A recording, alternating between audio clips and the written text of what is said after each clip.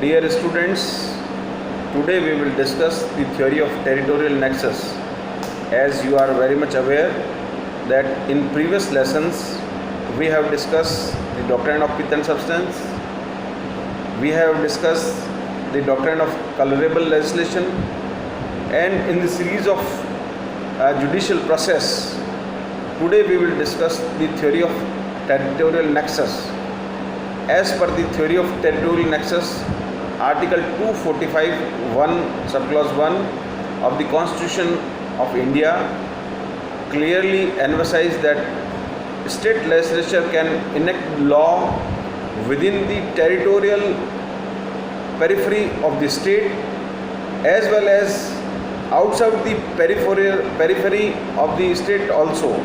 meaning thereby state legislature is empowered to enact the law outside the state periphery also. Students, जैसा कि आपको ध्यान है कि क्षेत्रीय संबंध का सिद्धांत या थ्योरी ऑफ टेरिटोरियल नेक्सस, जो कि अनुच्छेद 245(1) ये कहता है कि किसी राज्य का विधानमंडल उस संपूर्ण राज्य के या उसके किसी भाग के लिए विधि बना सकेगा, किंतु उस राज्य की विधायी शक्ति का विस्तार राज्य क्षेत्र तक ही सीमित होगा। लेकिन इसका एक एक्सेप्शन भी है, और वो ये कहता है कि किसी भी राज्य द्वारा बनाई गई विधि उस राज्य के बाहर भी लागू होगी यदि उस राज्य और विषय वस्तु के मध्य कोई संबंध हो तो, और इसे ही हम क्षेत्रीय संबंध का सिद्धांत या थ्योरी ऑफ टेरिटोरियल नेक्सस कहते हैं। अब मैं आपको कुछ केसेस की सहायता से इस थ्योरी ऑफ टेरिटोरियल नेक्सस को समझाने की कोशिश करता हूँ। केस का नाम है पैलेस बनाम income tax commission of Mumbai, AIR 1948, privy council, page 118। इस केस में एक ब्रिटिश कंपनी जो कि इंडियन फर्म में भागीदार थी, उस पर इंडियन इनकम टैक्स ऑफिसर्स ने जो है वो इस पर टैक्स इम्पोज किया गया, लेवी किया गया। प्रिवी काउंसिल में उस कंपनी ने इसको चैलेंज किया, लेकिन प्रिवी काउंसिल ने थ्योरी ऑफ टेरिटोरियल नेक्सस के आधार पर उस टैक्स को वैलिडेट घोषित किया और कहा कि चूँकि कंपनी का अधिकांश आय जो है वो भारतीय क्षेत्र से आती थी, अतः भारत से उसका संबंध उसे भारत में ही स्थित मानने के लिए पर्याप्त था। तो अब आप देखिए कि थी तो वो फॉरेन कंपनी, लेकिन चूँकि उसकी आय जो है वो इंडियन रेजिम से ही या इंडियन जो है वो भारतीय क्षेत्र से ही जो है लागू होती थी, अतः इनकम टैक्स ऑफिसर द्वारा जो टैक्स लेवी किया गया था उसे वैलिडेट प्रिवी काउंसिल ने घोषित किया। That was the first case on the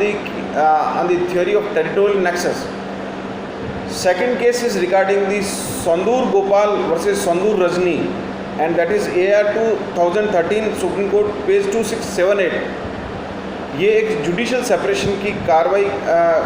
के ऊपर जो है एक केस लॉ है, और इसमें जो है हस्बैंड वाइफ दोनों स्वीडन रहते थे और बाद में ऑस्ट्रेलिया चले गए, और उन्होंने जो है स्वीडन का डोमिसाइल जो है प्राप्त किया, लेकिन बाद में उन्होंने उस डोमिसाइल को रेनेंशिएट किया गया। तो पति का यह तर्क था कि पति का अधिवास ही पत्नी का अधिवास होगा, और ये पाया गया कि दोनों ही की डोमिसाइल जो है इंडियन डोमिसाइल थी। तो बाद में जो है उन्होंने हिंदू मैरिज एक्ट की सेक्शन 1(2) में जो है इसको डोमिसाइल शब्द को जो है वो रिडंडेंट कर दिया गया था। उन्होंने जो है इसको इंडियन डोमिसाइल मानते हुए ये कहा कि थ्योरी ऑफ टेरिटोरियल नेक्सस लागू होगा, और उनको जो है इंडियन मानते हुए जो है वो उनको जजमेंट सुप्रीम कोर्ट ने दिया। इसी प्रकार से एक और जजमेंट है state of Bombay versus RMDC, AIR 1957 supreme court page 799। इसमें बॉम्बे को जो है वो स्टेट को लॉटरी और इनामी विज्ञापनों पर जो है वो कर लगाने की शक्ति प्राप्त थी, और यह कर उस समाचार पत्र पर लगाया गया जो बेंगलोर से प्रकाशित होता था, लेकिन उसका सर्कुलर जो है वो बॉम्बे में था। तो इस दशा में जो है वो सुप्रीम कोर्ट ने कहा कि भाई ये जो है चूँकि इसका सर्कुलेशन जो है वो मुंबई में होता था, और थ्योरी ऑफ टेरिटोरियल नेक्सस के आधार पर जो imposition of tax by state government of Maharashtra था वो उन्होंने